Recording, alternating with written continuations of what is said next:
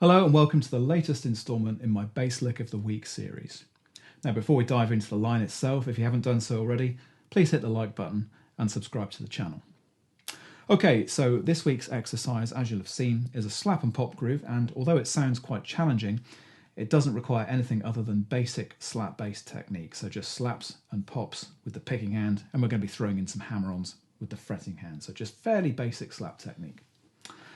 Okay, let's take a look at what happens in the first bar. We're going to play this line.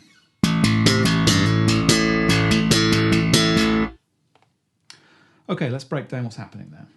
On the first beat, we're going to play 2 open A strings with the thumb. We're then going to pop the C at the 5th fret of the G string. And I recommend you use your 4th finger for that C. And then we're going to play the open A again. So 2 open A's, popped C, and then the open A. 4 16th notes, all of that happens on the first beat of the bar. Now, before we carry on, let's just talk quickly about what's happening harmonically here. We're playing over an A minor sound, and the notes that we're hitting are really reinforcing that. We're playing the open A string, that's giving us a really strong root note, A, and then we're playing the C, which is the minor third of an A minor chord, so very, very important chord tone. So really reinforcing the sound of that A minor. An A minor chord would be A, C, and E, and we're playing 2 of those notes here, so it's really reflecting that sound nicely. So that's our first beat. As we move into the second beat, we're going to play a hammer-on from the open G onto the octave A, 2nd fret of the G string, hit the open A string again, and then pop the octave. Again, 4 16th notes, that's all taking place within beat 2. Let's put beats 1 and 2 together.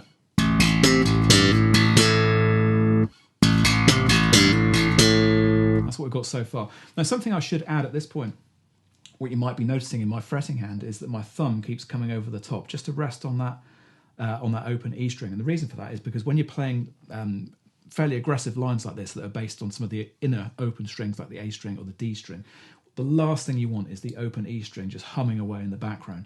And I wasn't even thinking about doing it then, but instinctively I was resting my thumb on that E string just to stop it from humming in the background. And it would be a good thing for you to do the same thing. You want to keep this as clean as you possibly can. Stop that open E string from humming in the background, because that's, as I said, the last thing we want. Okay, so far we've done this. Now we're going to tie that A across into the third beat, and then we're going to play 2 further slaps on the open A, and then we're going to pop the octave again.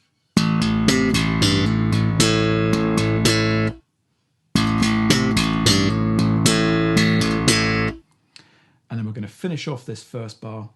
This is going to be beat 4, 2 slaps, pop the octave, slap again. It's the same pattern as we had on beat number 1, but we're playing the octave A now instead of the C.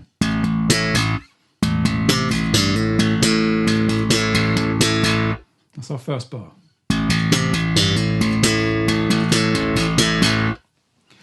Now at this point, it's really worth spending time with that bar and just playing it through in free time to begin with, just really getting the sequence of slaps and pops and hammer-ons under your fingers so you can play it really comfortably and confidently. If you can get this first bar down, the rest of the exercise is going to fall into place very easily for you because it's very much based on the same kind of thing. So slowly and in free time to begin with, and then gradually speed it up. And your thumb's going to be working quite hard during this line. It's there's lots of things in there that are helping us, like pop notes and hammer-ons, but the thumb is going to be playing quite a lot of these notes, so it's going to be working fairly hard, as I said. Now the good news is, once you've got that first bar down, the second bar is exactly the same. So we're going to play exactly the same thing in the second bar. And in fact, as we go into the third bar is mostly the same. So in bar number 3, we're just going to make one small change, and it's right at the end of the bar. So after you pop that final A octave, this is within beat 4, we're just going to let that ring. We're not going to come back for another slap after that. This is only in bar number 3. Just let that ring. Now that takes us into the 4th bar of the line. We have some chord changes at this point, and we're going to be playing something a little bit different on the bass as well.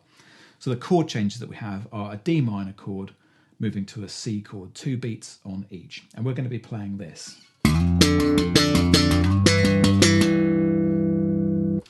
Okay, now what we're playing here is an interesting line that's going to create inversions of both of those chords. And an inversion is when a chord is not in root position. So if we take a D minor chord, D, F, and A, if the D was the lowest note, if we were playing the D, that would be said to be in root position.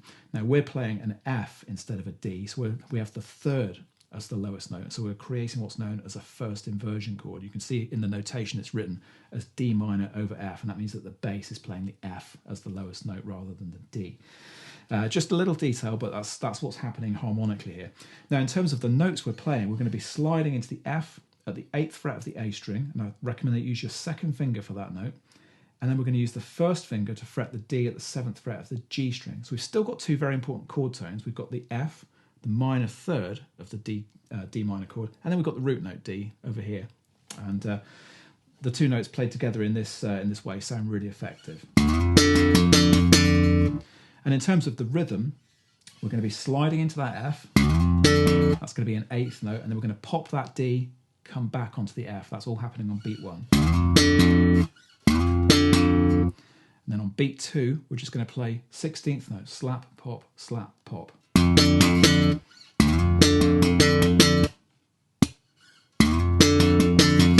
That's just beats 1 and 2.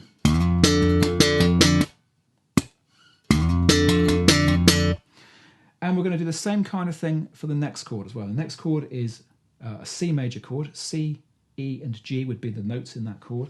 We're going to be playing the G and the E. The 5th is the lowest note, so the chord is said to be in second inversion. 5th as the bass note. And you'll see in the notation it's written as C over G. And again, it's the same thing. We're just going to be moving our hand up a whole step. So slide into the G, pop the E, back onto the G. And it's a little bit simpler on the 4th beat. We're just going to play slap, pop, slap. And again, you can see my thumbs creeping over the edge of the fingerboard there just to stop that open E string ringing. I'm not even thinking about doing that. I've just been playing lines like this for so long that I know that I need to stop that E from ringing, so it's a good habit to get into. That's our 4th bar. Okay, so from the top, we have 3 bars, almost identical, small change at the end of the 3rd, and then our 4th bar.